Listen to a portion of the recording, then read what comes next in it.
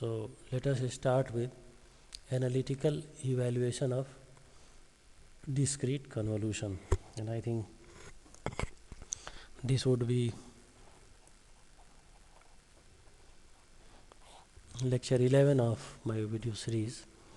So let us see how we can analytically evaluate the discrete convolution between two signals.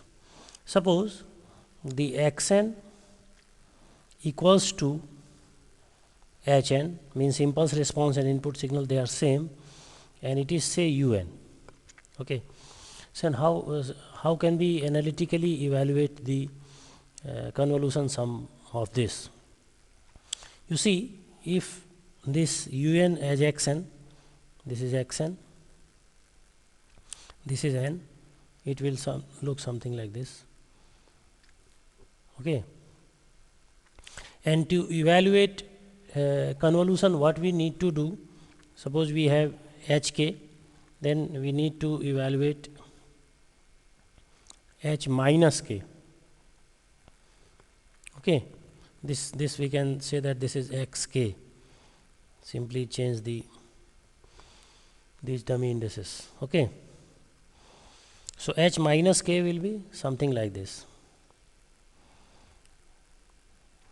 As we go on shifting this unit sample sequence, this unit step signal, suppose this is h1 minus k, this is h2 minus k, and this way if we shift it up to n, it will result into h n minus k. Okay, so if you see the formula for getting convolution is yn is equal to, say, n equals to minus infinity to infinity xk h n minus k. This is the formula for getting convolution sum. But if you see that this summation, this is meaningful only in the range from k equals to 0 to n. Otherwise, its a value is 0, and before this, the value of xk is 0. So the result of multiplication beyond this limit, that is beyond this k equal to 0 to n, the result of these two multiplications, this is 0. Okay, so naturally the summation has to range from n equals to 0 to k equals to 0 to n. This is the meaningful range of the summation. Okay, xk h n minus k, and here xk is uk, and h minus k is h n minus k is un minus k. Okay, so they both are 1 in this situation. So this happens to be equal to k equals to 0 to n uk and u n minus k. This is equal to 1, this is equal to 1. Okay, so the product is 1. So naturally this will be equal to k equals to 0 to n 1. And this way, if you evaluate the summation, it is equal to n plus 1 un, and n plus 1 un is r n plus 1, r n plus 1. This, if you see, this is r n,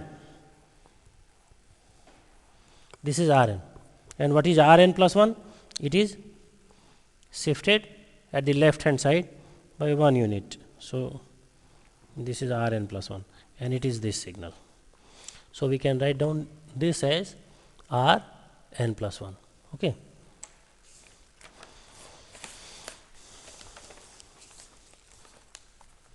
This will give you some important meaningful results which will be used later on in your Z transform. We will use these results in Z transform also. So suppose if we have a signal, another signal xn, which is equal to, say, alpha n un, where alpha is less than 1, and hn itself has the same value, say alpha n un, with the same condition alpha less than 1. Then what will be the value of yn for this? So naturally yn will be equal to summation k equals to minus infinity to infinity xk h n minus k. This is the formula, but the summation is meaningful only in the range k equals to 0 to n because of this un. Okay. One signal remains unfolded. Suppose this xn alpha is less than 1, so it will take the shape like this. Okay, alpha n un. This will be the xn or xk, you can say. This is xk. And what about the folded version? The folded version will be like this. This is h minus k. This is h minus k with k. But as you shift this to obtain a particular yn, what you have to do? You have to shift it by an amount. Then suppose if I shift this signal by say n, by value n, so this will lie up to here. Okay. So this summation is meaningful only when there is some value in the product. There is some meaningful value in the product itself. And up to which limit product is meaningful? Before this, the value of this is 0, and after this, the value of this is 0. So the product is meaningful only in this window. Only in this window. And what is that window? That window starts from k equal to 0 and ranges up to k equal to n. Got the point? Only in this window we get some finite value of multiplication, otherwise the result of multiplication is 0. Beyond this window, the result of multiplication is 0, and so there is no need of addition. So addition is meaningful only in the range k equals to 0 to n. Okay. And what is the value of xn in that range? Alpha k uk. Alpha k uk. And what about this hn minus k? Alpha, you tell me n minus k, u n minus k. And since this uk and u n minus k condition has been translated in the lower and upper limit, okay, except this lower and upper limit, it is going to contribute the value 1. Okay. So this is equal to alpha n summation k equals to 0 to n, this uk and u n minus k, this means it is equal to 1. So the same previous problem, this is alpha n and n plus 1 un. Okay. Alpha n, n plus 1 un. This is the result. So now if we take another problem, suppose xn equals to un and hn equals to alpha n un, where alpha is less than 1. Okay. Then what will be the value of output or convolution sum? So naturally we are going to evaluate the convolution between un and alpha and un. This is the convolution symbol. And what is the formula? K equals to minus infinity to infinity. Okay. And this is say alpha k uk, and we are going to fold this signal, suppose. So u n minus k. This is equal to alpha n un convolved with un, because convolution holds the law of commutation. Okay. So we convolve it in this way. Naturally it will be the summation limit is modified according to this uk and u n minus k in this way, k equals to 0 to n, and alpha k. Okay, this alpha k will be, because k is variable over here, alpha k and 1. Okay, so alpha k equals to 0 means 1 plus alpha going this way up to alpha n. What will be the final sum value? If you recall, 1 minus alpha and the number of terms, okay, n plus 1 terms are there, and 1 minus common ratio. Okay, 1 minus common ratio to the power number of terms, total terms are n plus 1, okay, on 1 minus common ratio, provided when this condition holds good, when mod alpha is less than 1. So, this is the final yn. Okay.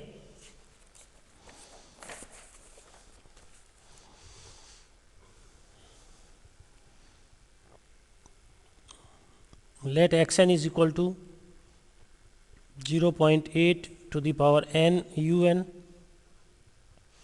and hn equals to 0.4 to the power n un, then evaluate yn. Okay. So, you imagine, okay, k equals to minus infinity to infinity, 0.8 to the power k uk and 0.4 n minus k u n minus k. Now, these things will be translated in the limit. Okay. So, naturally this will be k equals to 0 to n, because summation is meaningful only in this range. So, this is 0.8 and to the power k and 0.4 to the power minus k and 0.4 to the power n will come out. 0.4 to the power n will come out, because this is anything is not dependent on this n. Okay. So, this will be this 0.8 divided by 0.4 is 2 is to the power k. 2 is to the power k. Okay.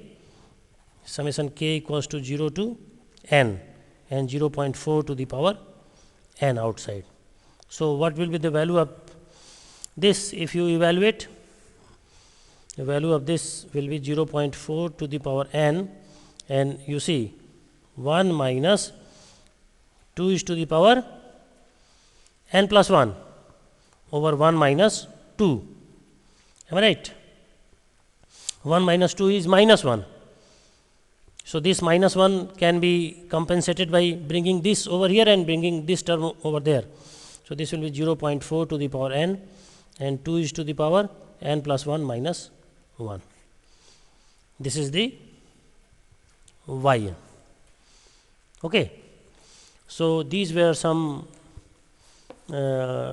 way to obtain the convolution of the given signal analytically. So, you can approach analytically the problem this way.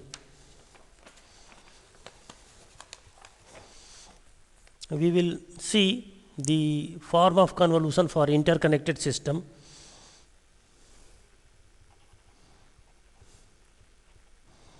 Convolution and the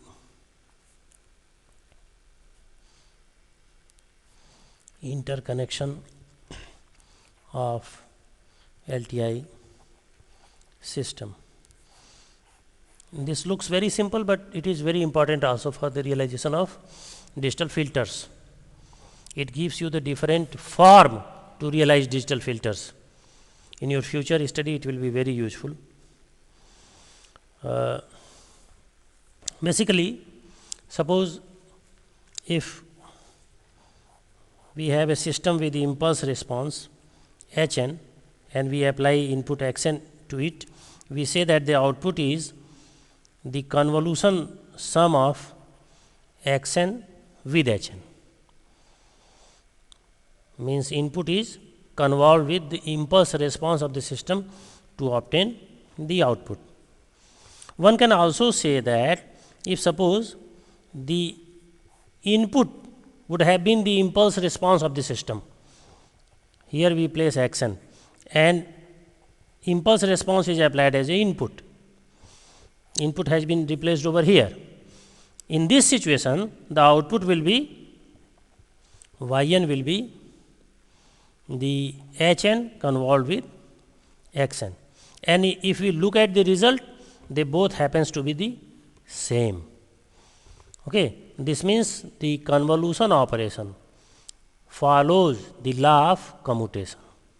Convolution operation follows the law of xn convolved with hn equals to hn convolved with xn.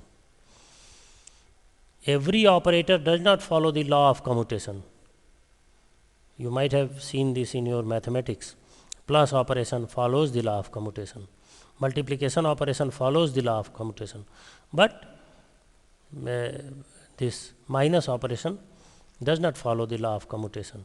Division operation does not follow the law of commutation. Okay. So, this convolution is one of the operator. It is one of the operation which follows the law of commutation, and it also follows the law of association. What the law of association says that here in this situation, that suppose if we have two systems, one is having impulse response say h1n, other is having impulse response say h2n, and we apply a input xn to this system h1n. In response to this application of xn, at the output of this h1n, we obtain an intermediate output which we say that it is y1n. Now, this y1n is convolved with h2n to get the final output yn. Okay.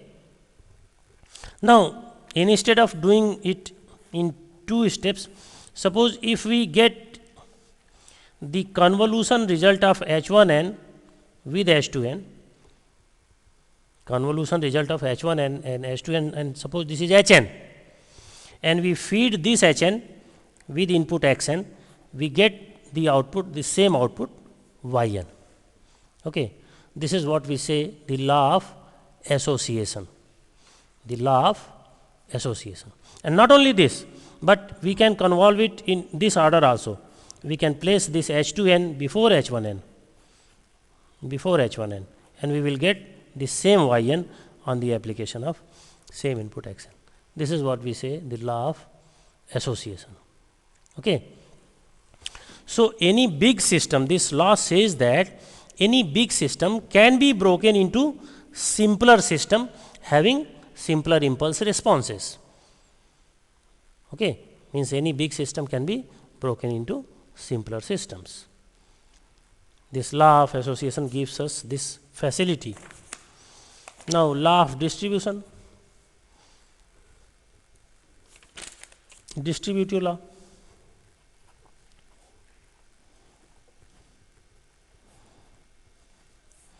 Distributive law says that if we have two systems connected in parallel and fed by the same input x1 say xn,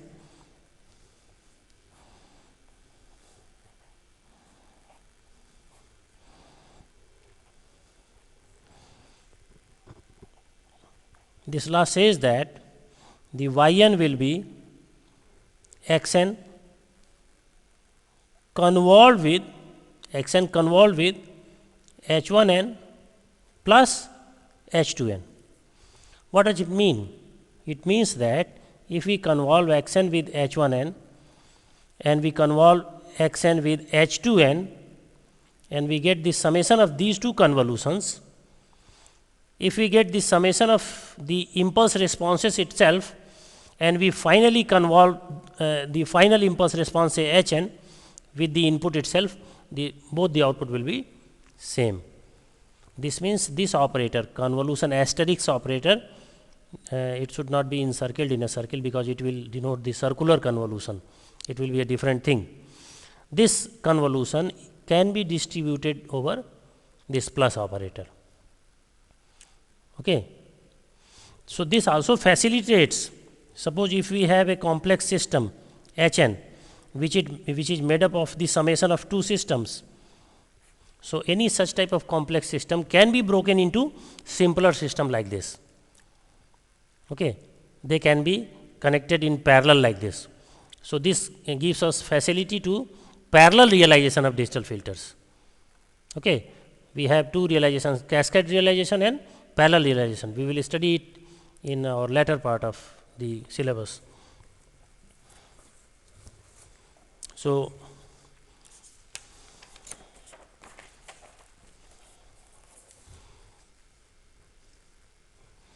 now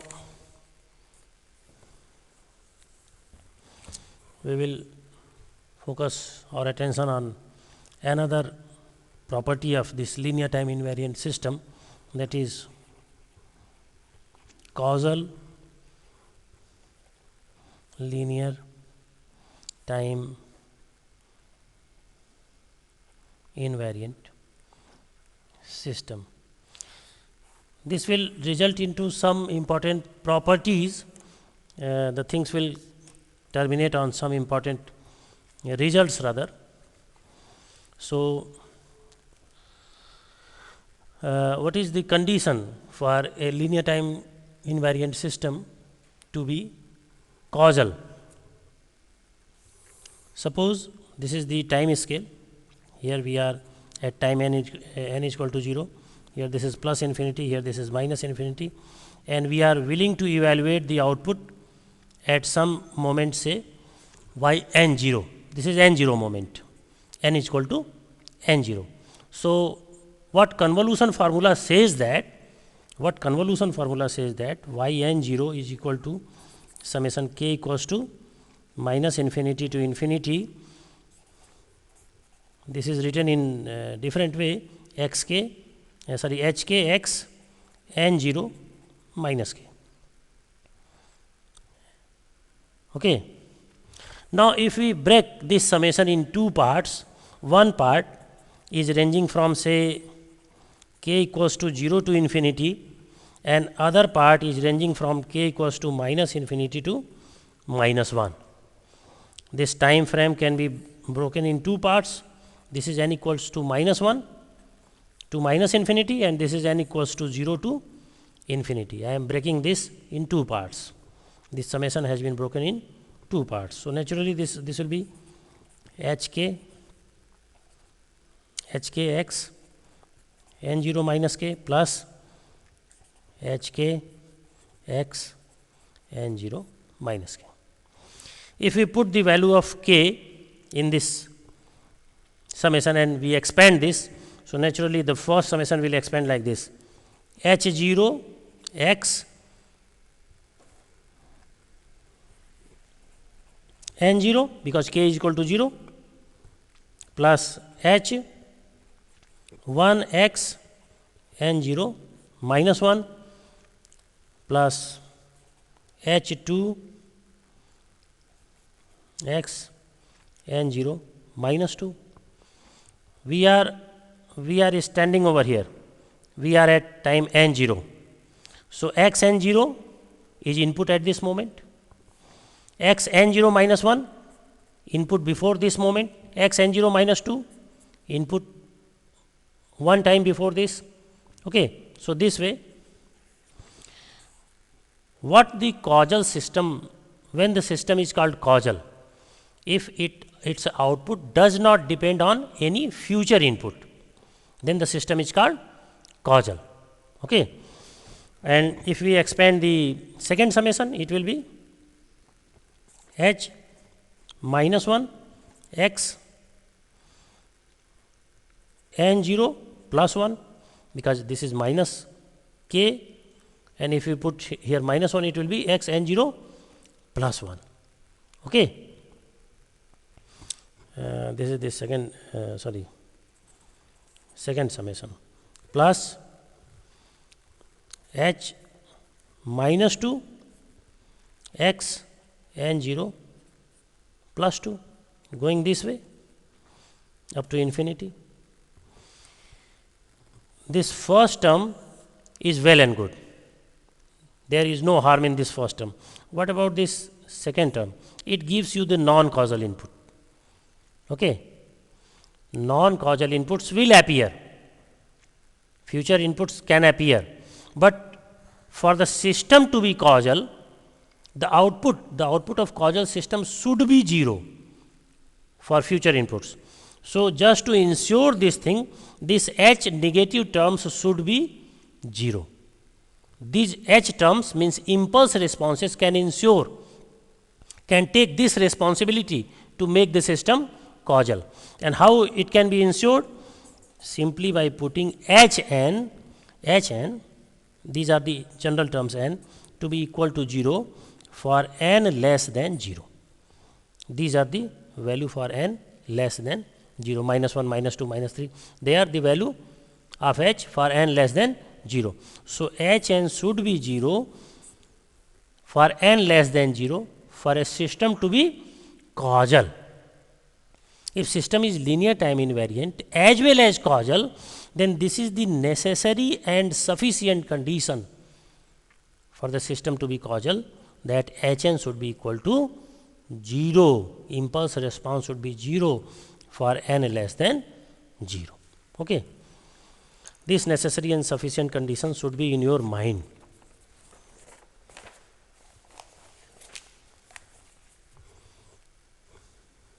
Now, stability of linear time invariant system. All the conditions will be imposed on impulse response. Causality condition is imposed on impulse response. Stability condition will also be imposed on impulse response of the system. By looking at the impulse response of the system, we can comment whether the system is causal or not. By looking at the impulse response of the system, by looking at the summability of the impulse response of the system, we can comment on whether the system is stable or unstable. So, stability of linear time invariant systems.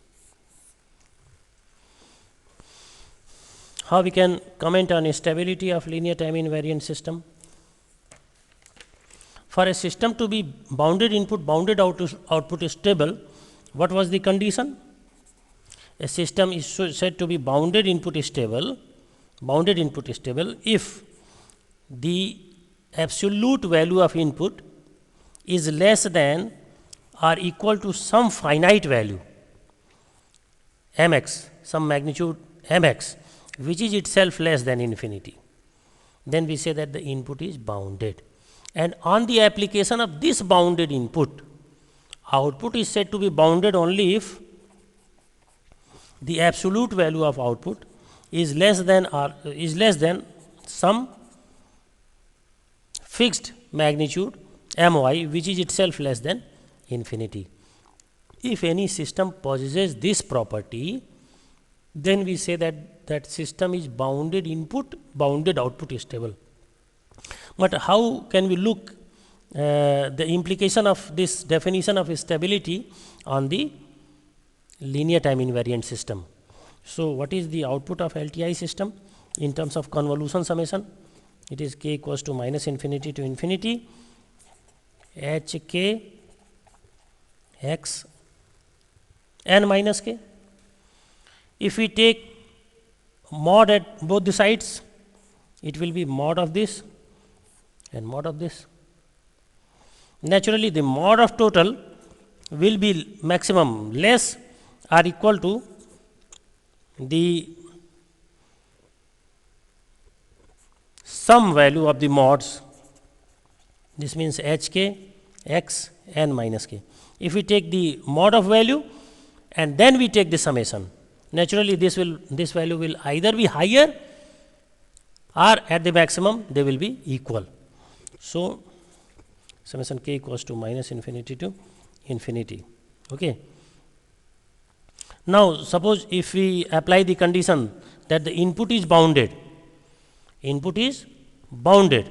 so applying this condition, we will reach the condition that this will be less than some mx value, and summation k equals to minus infinity to infinity mod of hk. Now the output to be bounded, now the output to be some finite value, what condition is left? This is obtained that this is bounded, this is decided that input is bounded. Now what is left? That this value should be absolute summable. This sum should result into some finite value. This means if impulse response of the system is absolutely summable, okay, then we can say that the system may be stable if input is bounded. If input is bounded and the impulse response of the system is summable, then we will say that the system is BIBO stable. If input is bounded and this is not summable, impulse response is not absolutely summable, then the output will be unstable. The output will be unstable. So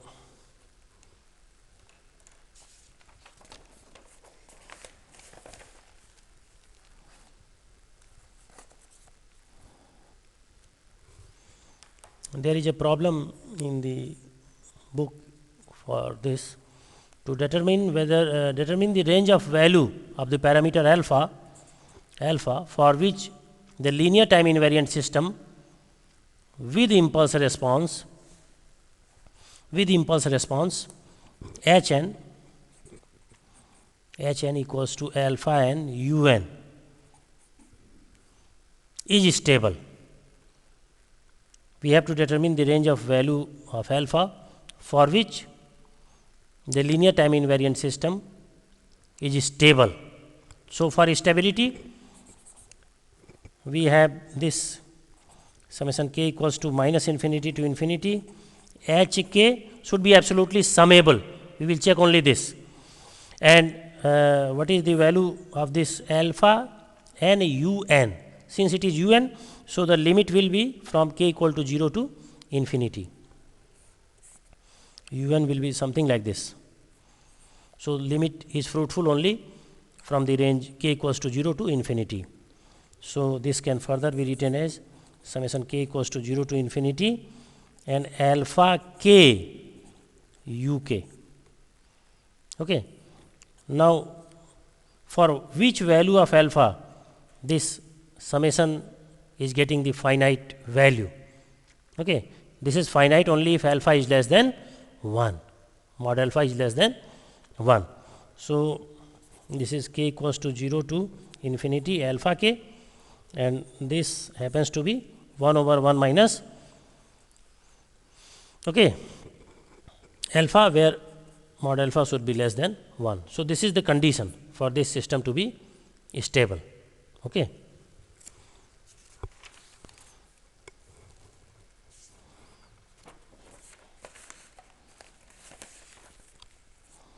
There are other systems, other problem also. Determine the range of value of alpha and beta